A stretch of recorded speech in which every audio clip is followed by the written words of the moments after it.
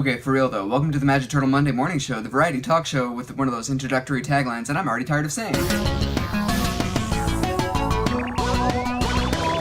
It's snowing again, and it's late afternoon here in my neck of the woods. I'm looking forward to summer when I don't have to worry about filming these before 4 p.m. because this show relies on natural light. Also, I'm not in the neck of any woods. I'm more like in the crotch of the city. I'm not just looking forward to summer for the daylight, but also, the warmth of being able to feel my fingers again, and I've been told that the new Animal Crossing game for Nintendo Switch is coming out then, so, yeah, looking forward to a new start in a town where money literally falls from trees.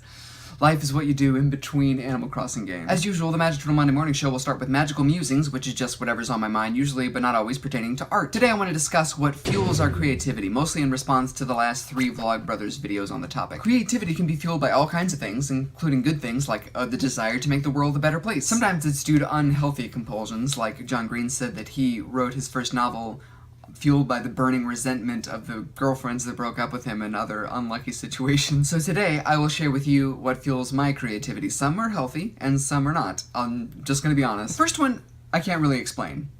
Thanks for watching. I say that working on creative projects gives my life meaning, and that's the best way I can put it. Every time I make something, I feel this sense of accomplishment or fulfillment. Like, yes, there was nothing in this space, and now there is something. But like something impressive, not just like you just like spit on the ground and be like, oh, there's my spit, but like something that you can be proud of. Like an especially viscous loogie. No, I mean like an art project that took determination, practice, and passion. I want to make as much as possible before I die. And maybe that's unhealthy because I don't really think life has any inherent meaning. But darn it, at least this life has a lot of fun hobbies, and I'm gonna make art in revolt of how pointless everything is. My life may not have mattered in the grand scheme of things, but look at these cool gaudy paintings that I put into this world. That's something, right? The universe doesn't care. At best, the universe is like, nice job, kiddo. You did something special there. Why don't you go put that up on the cosmic fridge and grab me a beer while you're over there? I wish the universe wouldn't drink so much. Maybe it's just because I like having something to do, but there are lots of times when I'm making art and I'm not particularly having a blast while doing it. Sometimes it feels like a chore, but I still have fuel to burn to make it because the satisfaction when I'm finished is so worth it. And sometimes I'm running on fumes in anticipation of when I get to the next creativity gas station to be refueled again, which is the pride of being able to look at what I accomplished. But sometimes you run out of creative money and then you have to rob somebody else's gas station at gunpoint, and that's stealing ideas. I don't know. Forcing metaphors is my thing. But that brings me to unhealthy fuels. Like, ideally, we're all getting through life, making cool things, running on a diet of optimism and self-care and literal healthy food, trying to build a better future. But some people out there are like the DeLorean from Back to the Future. They're desperately trying to get back to the golden days of the past while burning garbage for fuel. Again, forcing metaphors is my thing. One of my unhealthy fuels is the same thing that Wheezy Waiter said in response to the Vlogbrothers on Twitter. Sort of a bad habit that drives him to make things is the desire for other people to think that he's good at things. I too feel this compulsion to impress people. And I don't even need much, just like a friend or a family member going, wow. And I think that's the key. It's not just like a good job, like I made refrigerator art, but like there's like a slight amazement, like genuine surprise at how good it is. And I don't get it often, but it's always pretty encouraging when I do. I get it quite a bit from my paintings, but not so much the other stuff I do, like the music, but I make pretty weird music, and people are picky with music because there's a lot of different genres. Also, music takes more time, and looking at a painting takes this. Cool. Weirdly, I also make art to impress myself, and that seems unhealthy. Like, even if nobody else sees the finished product, I get a sense of pride when I'm done, and I feel like that's what impressing yourself is. Like, yeah, I made that, and I actually do think it's good. And you don't always get that feeling either, and it's frustrating when you're, like, making a ton of stuff and you just feel frustrated constantly with it. Like, you're never impressed. You just gotta crank out a bunch of junk art before you can be proud of something, I guess. And that brings me to my other fuel, which is, I think, a good one, which is the pleasure of getting better at something. There's nothing quite like the realization that you're improving at a skill. Depending on the art form, sometimes it can even feel like a superpower. Like, oh my god, I just did that, and I'm not even sure how, but it's exactly what I envisioned, and there it is, in real life space. Like playing an instrument, and you train your hands to the point where they just start moving without you. Or, like video games is a simple example. All you do is keep pressing try again, continue, and the next thing you know, you're an expert at this level. Like, how did that even happen? Like, your subconscious brain and your muscles did all the work, and your conscious mind basically just had to sit back and be patient. And that's awesome. So basically, with every creative action you perform, the less often that you're frustrated with the outcome, that's how you know you're getting better. So look for those moments. What fuels you to work on cool things? Not even just art, but just like day-to-day activities that you enjoy. Let me know. Are they unhealthy? Are they healthy? Are they a little bit of both? What's something that's both healthy and unhealthy? A salad drenched in ranch. What's your ranch salad? And speaking of getting better at things, it's no coincidence that I spend so many of my YouTube videos showing off old things I made when I was younger. I find it fascinating to explore old creative ventures and see how far I've come, namely making fun of my younger self. I think if young Ben saw these videos today, he wouldn't be upset at the things I'd say. He'd be excited about the future to come, and a little bit depressed at how old I look. And confused about why I live alone now. So anyway, today I want to revisit one of the worst creative projects I ever made when I was nowhere near successfully executing the vision that I had in my mind, and that's my old music. It took a solid 10 years before I started making music that I even thought was remotely good. And today we're listening to one of the very first songs I ever made. Maybe the first song I ever made. Be prepared to have your ears invaded by little aliens with ray guns that shoot sound waves made of terrible music. Let's go. Maybe I should make this like a new segment as part of the show, because I already reacted to something in a previous video, so we'll call this Magic Turtle Reacts to Magic Turtle, but the old one, the young guy. Okay, this is a song called Sister Spheres from the first album I made, which is like a really goofy, cartoony concept album about aliens in space. I don't know, it's not that much less corny than the stuff I do now, but in terms of musical competency, ooh, it's way lower. Okay, it's gonna get pretty weird. Things move and change a lot, and it's real trippy. So here we go. Some weird sound effects. Some really smoky, low vocals. I didn't really know how to project. Also, I was using an old webcam mic in my bedroom in my parents' house. So there's some really weird chord changes and some like alien chattering noises happening. I actually like that part.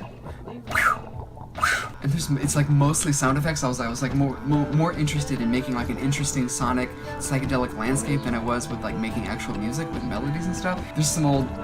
Okay, so those are sound effects that I took from one of those old like toy laser guns. It goes pew, pew, pew. Just put those in because why not? That was an invasive sound effect. Ooh, I like that bass synth. Meow, meow, meow. Keyboards over there. Again, mostly sound effects. The vocals are completely buried. I was so embarrassed with my vocal skill that I just drenched it in noise. What is happening? Here's a new section. It's like a little honky-tonk bubblegum pop song. Again, octaves. Okay, there was some like weird flute playing, like do-do-do-do-do, that I remember I had like played much slower and then sped up, and then I like pitched one of them up like a certain amount, and then I thought that those layered on top of each other harmonically, but they didn't. Oh, that's so clashy.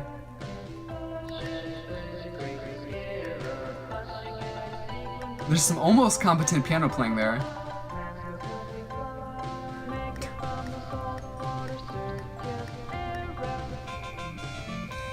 A little synth trumpet. Oh god, I feel like I'm losing my mind.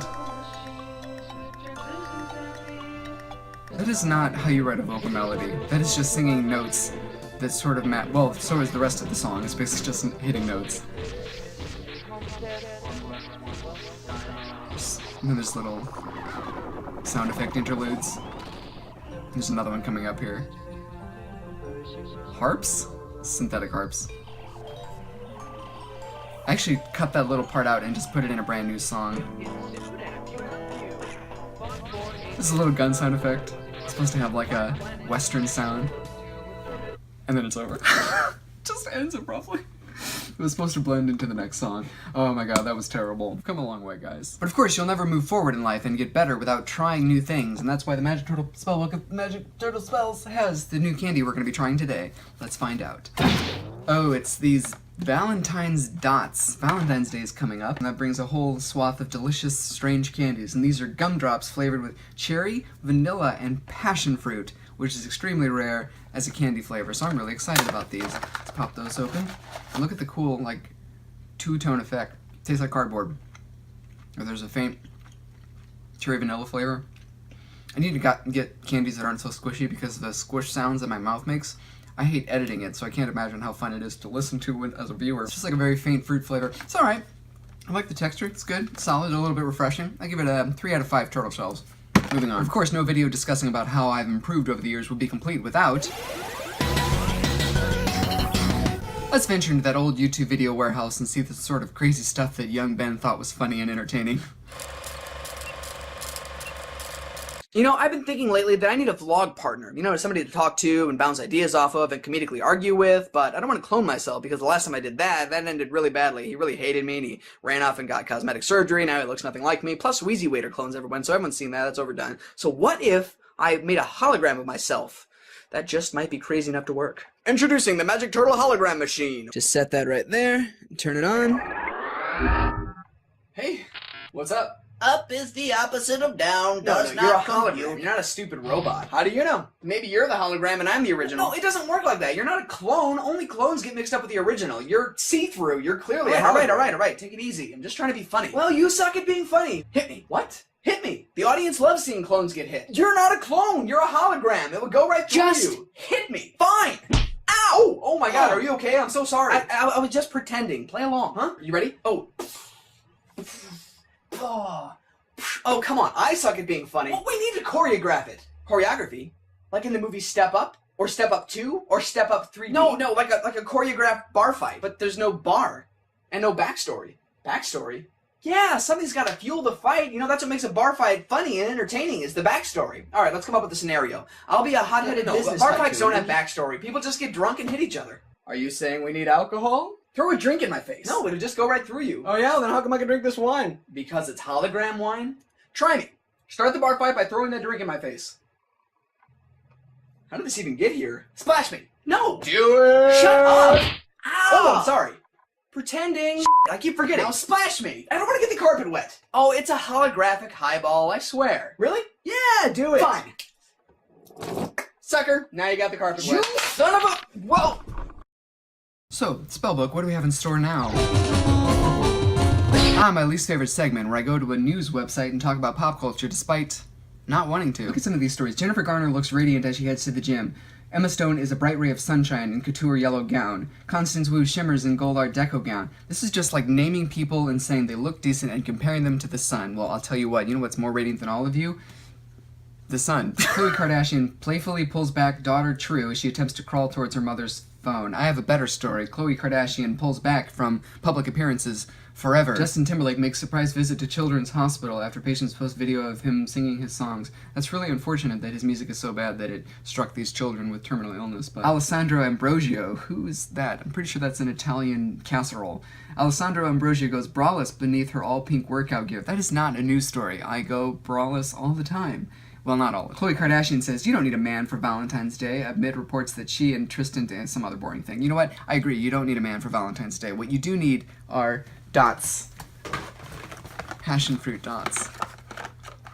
Buy them to... I'm not a... Hailey Baldwin flaunts her lean figure and ripped abs in the sports bra. Ow, she ripped her abs. That must have hurt. Jennifer Lopez offers up an eyeful while wearing very tight leggings during Miami workout. Well, guess what, Jennifer Lopez? I've got an eyeful of bitter tears cried for humanity when I think about you, your career, and that one song by you that goes, my body's too big, you delicious. James Vanderbeek of Dawson's Creek fame shares rare photo of all 5 of his children. I've got a rarer photo than that. There it is. Kate Beckinsale is... My ankle popped. Kate Beckinsale is the epitome of glamour in opulent black gown with plunging neckline. You think she's the epitome of glamour? You know what? Let me look it up. What is the epitome of glamour? There, see, it's just this dog. Justin Bieber flops t-shirt over his head as he leaves photo shoot with effortlessly stylish wife Hailey Baldwin. I'll give you a flop. That movie you made, ooh, it's probably actually very lucrative and successful. Sophie Turner bundles up in black as she looks smitten with fiancé Joe Jonas. Smitten, more like smiten. I would smite you if I were God. Kourtney Kardashian gives fans a glimpse of her flawless legs as she poses in striped robe. Flawless legs, literally perfect, not a single flaw. I bet I can find a flaw right there. Wait, that's just my reflection in the laptop screen and my need to put celebrities down to feel better about myself. Okay, my mistake. And that's all I can take for today. That's it for I Hate Talking About Pop Culture. Let's move on. So what is in the works today? Well, I've been working on a brand new novel that's full-on fantasy. It's a YA young adult thing. It was actually my National Novel Writing Month project. It's about this young gender-fluid boy who's studying fortune-telling, and he sort of is trying to contact the spirits of the dead to find out what happened to his parents who were like ex-revolutionaries who were executed back in the day. So that's what I'm working on now. We'll see how it goes. And finally, the Sincere Art Prompt Challenge, where I go to a random art prompt generator and I get a prompt and I try to make some sort of small, quick art project based on that prompt, sincerely. So the prompt today is Amusement. Amusement. That's hard. But I might already have an idea, so I will show you when I'm done with the project with the prompt amusement. Okay, and I'm done. You know how much I love masks, right? I got a mask there, I made a mask painting, so I made a little mask out of clay. And I thought it was just a very literal interpretation of the word amusement. It's like a happy mask you put on when you're trying to be amusing or something like that. He's joyful, he's colorful, he's amusing. Amusing? Yes, he is. That's his name. Amusing. And that's it for this episode of the Magic Turtle Monday Morning Show. Thanks so much for joining me. Give me a like if you liked it. Give me a like if you didn't like it. If you hated it, give me a like. And subscribe and all those good things. I'll see you next episode. And remember, if you gotta fuel your car with the spirit of optimism, then you're gonna have a rough time, because I hear that prices are really going up for spirits of optimism. I think it's in the like $5 per gallon range, which is why everyone's so pessimistic this year.